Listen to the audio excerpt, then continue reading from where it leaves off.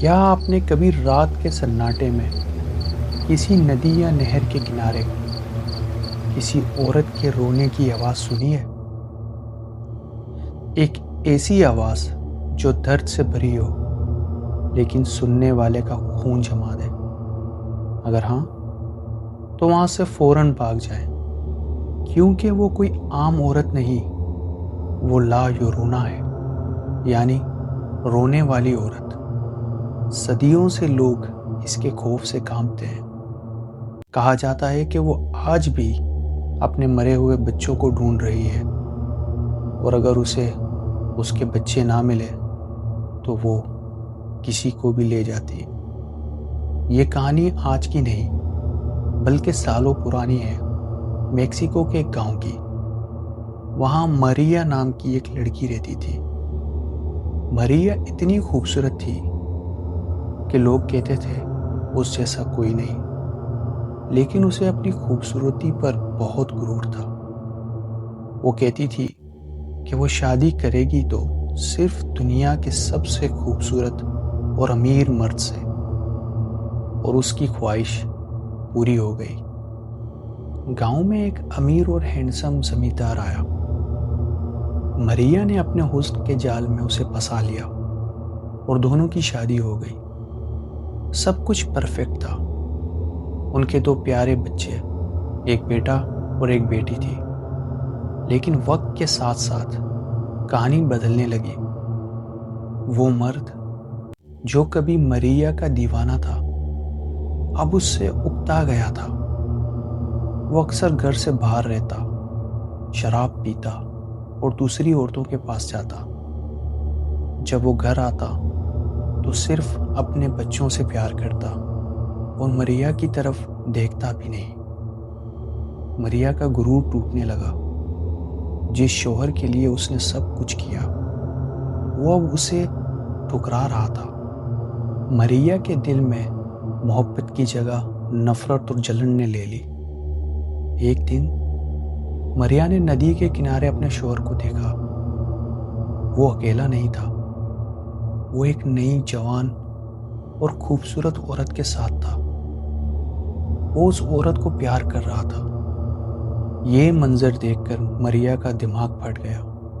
اسے پاگل پن کے دورے آنے لگے۔ غصے میں آ کر ماریا نے سوچا کہ وہ اپنے شوہر کو سب سے بڑی تکلیف دے گی۔ وہ وہی چیز چھین لے گی جسے اس کا شوہر سب سے زیادہ پیار کرتا ہے، یعنی ماریا کے بچے۔ پاگل پن میں ماریا اپنے دونوں معصوم بچوں کو پکڑ کر ندی کے پاس لے گئی۔ بچے رو رہے تھے، پوچھ رہے تھے، ماں ہم کہاں جا رہے ہیں؟ لیکن ماریا نے کچھ نہیں سنا۔ اس نے اپنے ہی ہاتھوں سے اپنے دونوں بچوں کو پانی میں ڈبو دیا۔ جب تک ان کی سانسیں بند نہیں ہو گئی وہ انہیں ڈوبتے ہوئے دیکھ رہی تھی۔ لیکن جیسے ہی بچوں کے جسم ٹھنڈے پڑے اور پانی خاموش ہوا، ماریا کا غصہ ٹھنڈا ہو گیا، اور تب اسے احساس ہوا کہ اس نے کیا کر دیا۔ اس نے اپنی جگر کے ٹکڑوں کو مار ڈالا۔ ماریا چیختی رہی، رونے لگی۔ وہ پانی میں کود گئی تاکہ اپنے بچوں کو بچا سکے، لیکن تب تک بہت دیر ہو چکی تھی۔ پچھتاوے اور غم میں ماریا نے اسی ندی میں ڈوب کر اپنی جان دے دی۔ لیکن کہانی یہاں ختم نہیں ہوئی۔ کہا جاتا ہے کہ مرنے کے بعد جب ماریا کی روح اوپر گئی تو اسے جنت میں گھسنے کی اجازت نہیں دی گئی۔ اسے کہا گیا تو تب تک سکون نہیں پائے گی جب تک تو اپنے کھوئے ہوئے بچوں کو ڈھونڈ نہیں لیتی۔